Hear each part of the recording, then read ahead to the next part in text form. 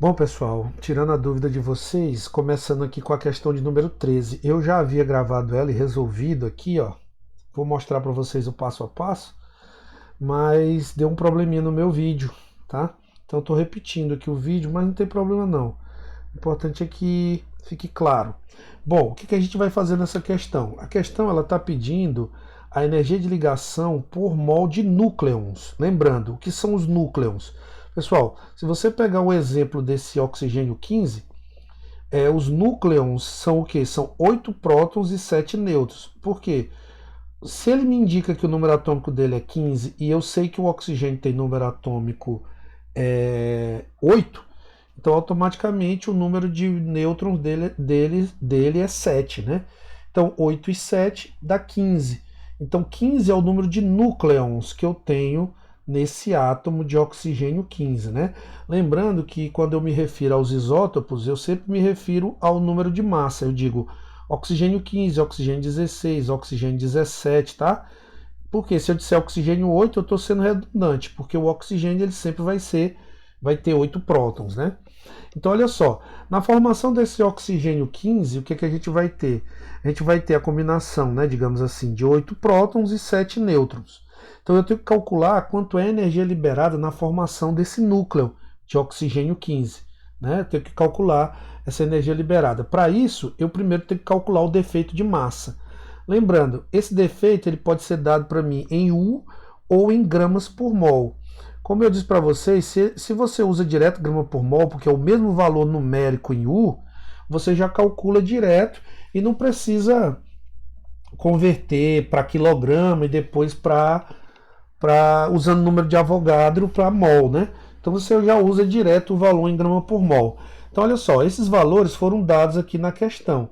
Por exemplo, aqui para o oxigênio 15, a massa dele é essa, 15,003065, né? E ele me deu também aqui na questão a massa do próton e do próton ele está indicando aqui como hidrogênio, ó. Mas não tem problema, é um próton, né? O hidrogênio é formado por um próton e 0 nêutrons. Então essa massa aqui é que eu uso para um próton. E a massa do nêutron está aqui, tá?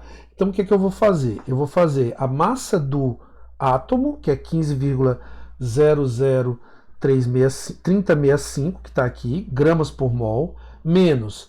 Aí eu somo as massas desses aqui. 8 vezes a massa do próton e mais 7 vezes a massa do nêutron, né? Então lembrando que esse menos aqui, ele vai multiplicar as duas parcelas, e aí eu posso usar menos aqui e menos aqui, né, pessoal? Fazendo essa conta, você vai achar um defeito de massa de menos 0,12019 grama por mol.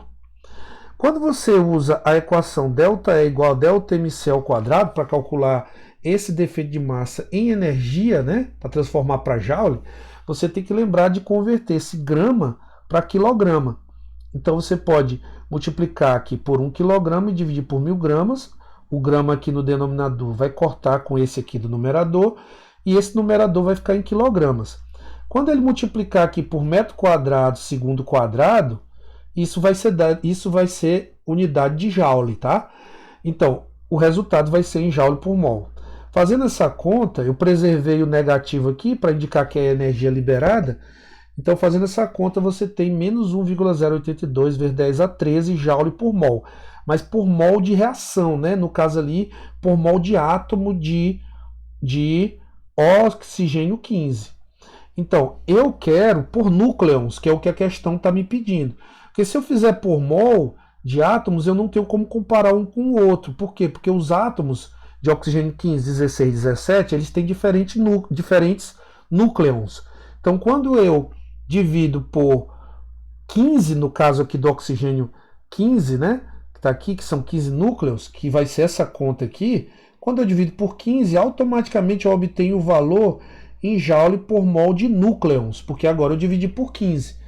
Agora, você não pode errar, no caso dos outros átomos, repetindo o mesmo procedimento, fazendo o cálculo de defeito de massa, usando ΔE igual a ΔMc ao quadrado, convertendo para quilograma, tudo direitinho. Você não pode cometer o erro de dividir por 15, por exemplo, de errar o número de núcleons, né? No caso do oxigênio 16, o número de núcleons é 16, está aqui. Então, dividindo, você vai obter esse valor em joule por mol de núcleos, menos 7,71 vezes 10 a 11 joule por mol de núcleos.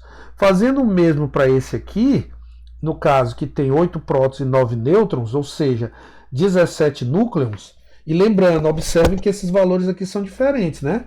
Por quê? Porque os defeitos de massa são diferentes. Eu repeti para cada um, tá? Os defeitos de massa. Você tem que fazer direitinho, baseado numa reação semelhante a essa daqui, que eu coloquei no começo, tá? Só que você vai fazer para o oxigênio 16, e aí a do oxigênio 16, vou até colocar aqui, a do oxigênio 16 seria assim, né? 8 hidrogênios mais 8 nêutrons, que vai dar 1 mol de átomos de oxigênio 16, e a do 17 seria 8 hidrogênios, no caso 8 prótons, né? Mais 9, certo? Nêutrons, que daria 17, oxigênio 8. Você pode até checar aqui, ó. 8 vezes 1 mais 8 vezes 0 dá 8. 8 vezes 1 mais 8 vezes 1 dá 16. Aqui, 8 vezes 1 mais 9 vezes 0 dá 8. 8 vezes 1 mais 9 vezes 1 dá 17. Então, você dividindo convenientemente aqui pelo número de núcleons, você vai obter a energia em joule por mol de núcleons. E no caso, observem que a energia mais liberada, a maior energia liberada é quando você forma oxigênio 16. Ou seja, ele é mais estável. Ó. Ele libera menos 7,71 vezes 10 a 11 joule por mol de núcleos. Esse aqui libera menos 7,49 vezes 10 a 11 e esse aqui menos 7,21 vezes 10 a 11.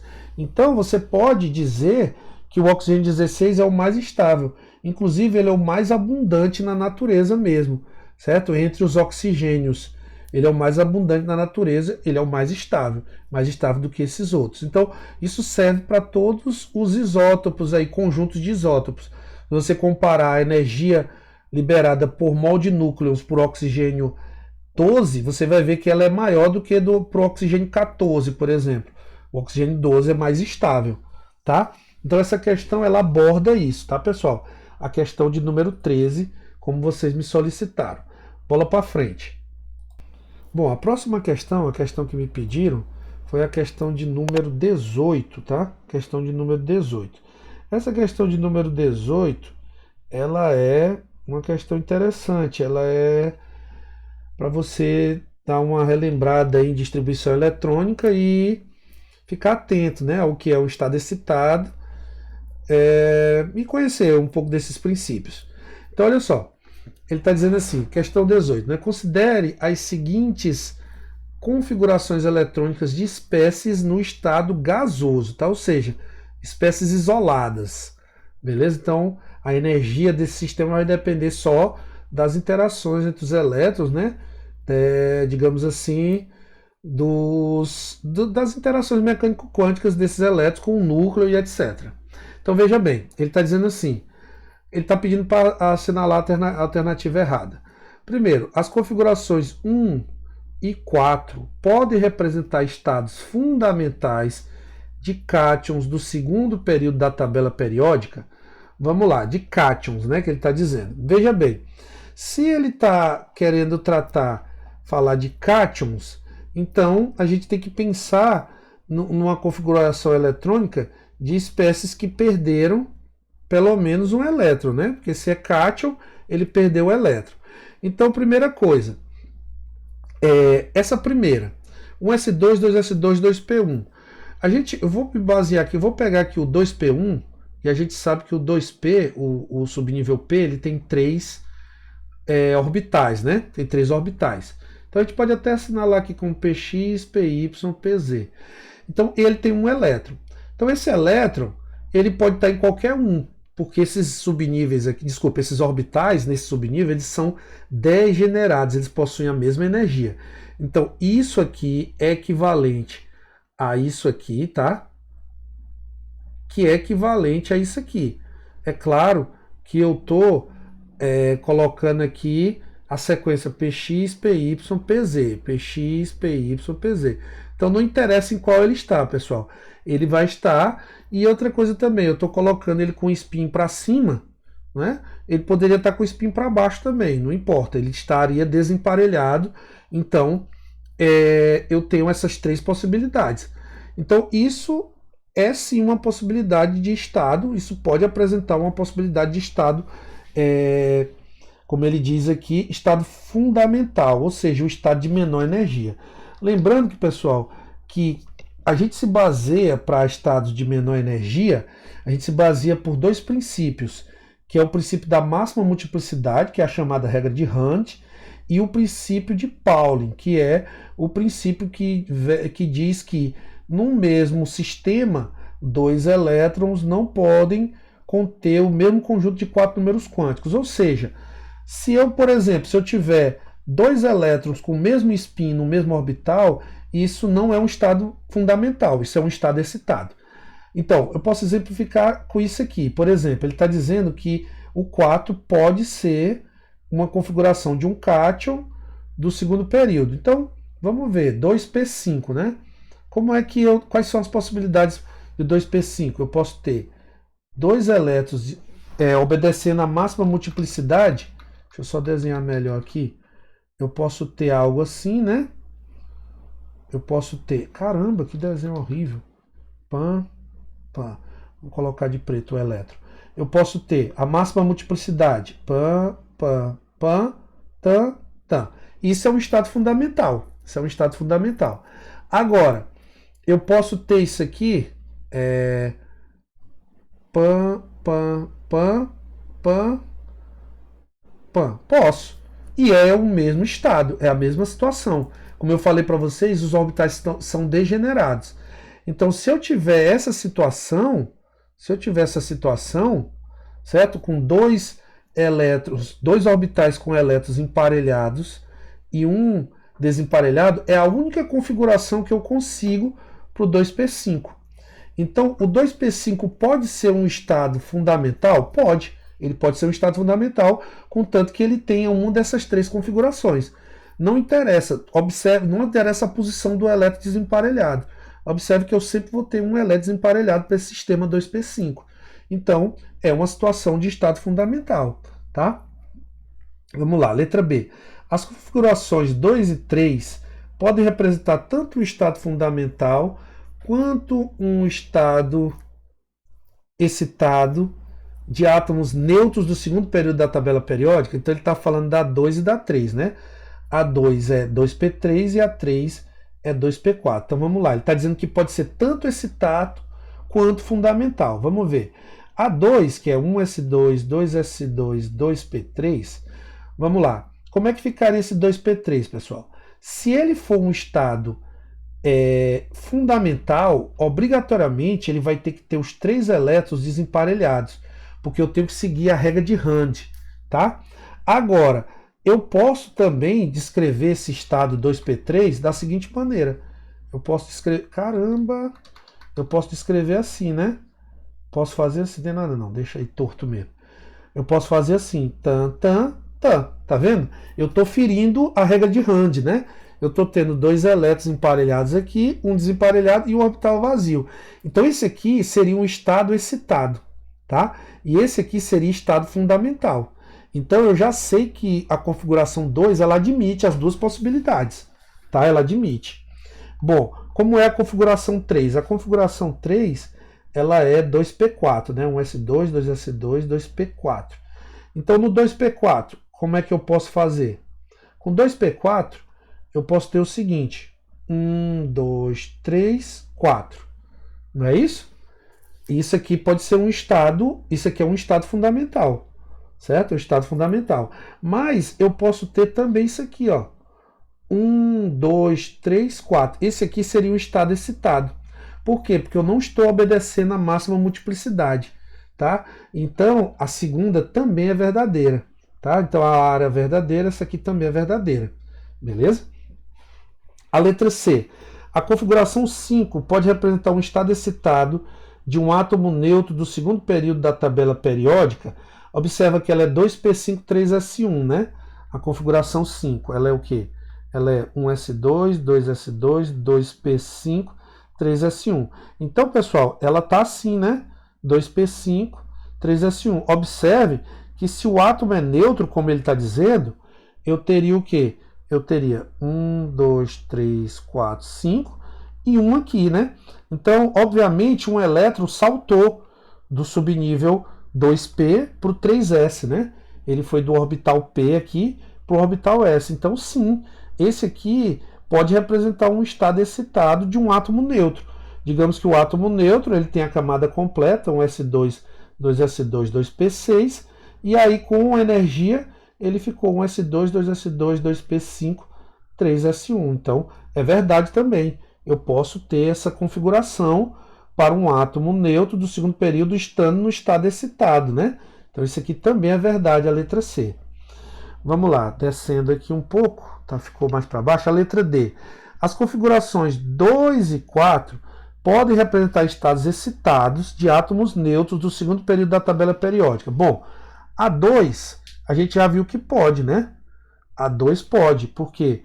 Porque a 2 pode ser essa situação aqui. Ele pode estar com elétrons emparelhados aqui no orbital. Então ele pode sim ser um átomo excitado, certo? Um átomo neutro. Essa daqui, ela pode ser um átomo excitado? Pode, tá aqui. Nós confirmamos aqui que... Desculpa, que é a 3, né? Ele está falando da 4. A 4 é essa daqui. Então a 4 não pode, né? Porque a 4 a gente sempre vai ter a possibilidade... A única possibilidade que a gente tem é ter um elétron desemparelhado, ó. Então, e esses estados são todos iguais, são todos estados degenerados. Então, essa 4 ela não pode ser um estado excitado de um átomo neutro, tá? Não pode, não pode. Então, a falsa é a letra D, tá? A letra D. E aí, na letra E, vamos ver o que ele vai dizer. Então, essa aqui é falsa. Na letra E, as configurações 2, 3 e 5 podem representar estados excitados de átomos neutros no segundo período da tabela periódica. A 2 e a 3 a gente já viu que pode, né? A 2 e a 3 a gente viu que pode. Tá aqui, que era o que eu ia cometer no erro aqui. Tá aqui a 3. E a 5 a gente viu que pode também, né? Então a letra E também é verdadeira. Então, como ele pediu é errada é a letra D, tá, pessoal? Errada é a letra D. Então, dê uma olhadinha com calma nessa resolução. Vejam direitinho como é que eu estou fazendo e sobre o que eu estou falando. Isso é como se fosse uma revisãozinha, né? Lá de Química Geral, tá bom? Bom, a próxima questão que pediram foi a questão 21, tá? A questão 21. Essa questão 21 ela pode parecer complicada, mas ela não é quando você simplesmente usa aquelas reaçõezinhas, né? Aquela maneirazinha que eu coloquei, que eu expliquei para vocês para a gente usar. Por exemplo, vamos lá. E outra coisa, lembrando também dos princípios, né? Dos conceitos. Energia de ionização e afinidade eletrônica são propriedades de átomos isolados, né? Gasosos isolados. Lembrem disso. Então, olha só, ele diz aqui: a primeira energia de ionização do sódio é 496 kJ por mol. Então, veja só, para ionizar o sódio, ele tem que estar gasoso e isolado, né? Quando ele perde o primeiro elétron, a gente gasta, né? A gente gasta, porque essa energia de ionização ela é endotérmica, você tem que gastar essa energia para arrancar esse elétron do sódio. A gente gasta aí 496, né, quilojoules por mol. Então, 1 mol de sódio gasoso forma 1 mol de sódio gasoso positivo. Por quê? Porque foi arrancado o elétron.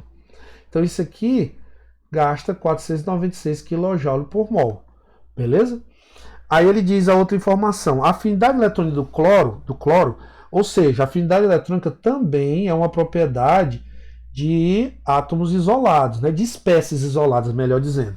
Então, essa espécie isolada aqui, no caso o cloro, o átomo de cloro, quando ele ganha o elétron, que é o que ele está me dizendo ali, que é a afinidade eletrônica dele, vai formar Cl- gasoso, né? E vai liberar, não é isso? Por quê? Porque a afinidade, o cloro, eu até comentei com vocês, é o elemento que tem a maior afinidade eletrônica da tabela, né? Então ele libera menos 348 kJ por mol. Então observem que essa daqui é endotérmica e essa aqui é exotérmica, porque o cloro ele tem tendência a ganhar esse elétron, né? Bom, aí ele me diz aqui, se um mol de sódio gasoso, certo? Reage, eu vou colocar aqui de lado, 1 mol de sódio gasoso reage com 1 mol de cloro gasoso, certo? Tá aqui, Na mais gasoso, mais cloro gasoso, para formar 1 mol de Na+ gasoso e 1 mol de Cl- gasoso. Então ele está citando essa reação aqui. Ele está perguntando se esse processo libera ou absorve energia. Olha, observem que o que ele está pedindo é a reação disso com isso. Então, se você olhar para essas duas equações, você vai ver que basta somar as duas para obter essa equação aqui, né? Observe que ó, tem um elétron do lado de cá e um do lado de cá, vai cortar. Então vai ficar Na gasoso mais Cl gasoso, que vai formar sódio mais gasoso mais Cl-, desculpa aqui a letra, gasoso. E aí, como eu somei as duas, basta somar isso aqui. Só que lembrando que esse aqui eu levo em consideração que ele é negativo. Então, quanto é 496 menos 348? Isso vai dar 148, né? Isso. Vai dar positivo, mais 148 kJ por mol. Você pode até se perguntar, então é endotérmico o processo de transferência do elétron do sódio para o cloro? É, tá aqui, ó, para formar o cátion e o ânion. O que favorece a formação da ligação iônica é exatamente o grande valor da energia de rede, né, da entalpia de rede, que é no caso quando o sódio gasoso positivo, né, o cátion, vai reagir com o cloro gasoso negativo, que é o ânion, e vão formar a rede, né, o NaCl sólido. Só que não é o caso aqui da questão, a questão não está perguntando isso. Ela só está perguntando se esse processo aqui absorve ou libera energia. Então ele absorve energia e o valor é 148 kJ por mol, tá? Então, essa é a questão 21, simples assim. Basta você ter em mente, né, o uso daquelas etapas do ciclo de Bohr-Haber, né? Se você entendeu bem o uso daquelas etapas, é tranquilo para você fazer uma questão desse tipo, tá? Bom, vamos lá para a próxima questão. Na verdade, eu vou fazer a 24 e a 25 no outro vídeo, para esse vídeo aqui não ficar muito comprido, tá?